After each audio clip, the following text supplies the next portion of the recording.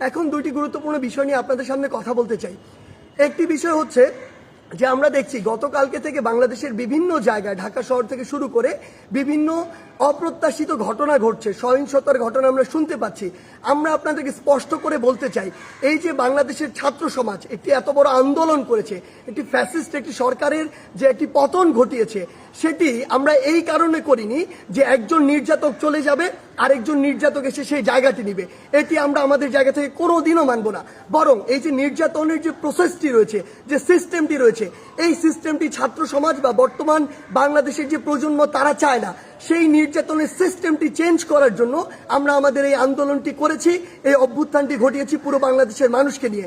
সেই জায়গা থেকে বিভিন্ন রাজনৈতিক মতাদর্শ, সে বিরোধী মতাদর্শ হতে পারে কিংবা বিভিন্ন যে রাজনৈতিক মতাদর্শে যা ছাত্র সংগঠন বিভিন্ন রয়েছে, তাদের কথা বিভিন্নভাবে শোনা যাচ্ছে যে তারা প্রতিহিংসার বশবর্তী হয়ে এই বিভিন্ন ভাঙচুরগুলো চালাচ্ছে। আমরা স্পষ্ট করে বলে দিতে চাই, এই বাংলাদেশে এরকম যদি অন্যায় বা অপরাধ যেগুলো হচ্ছে এগুলোর অবশ্যই প্রত্যেকটির বিচার হবে। সেই জায়গা থেকে আমরা স্পষ্ট করি, আমরা কখনো আমাদের জায়গা থেকে এমন সহিংসতাগুলো সমর্থন করি না।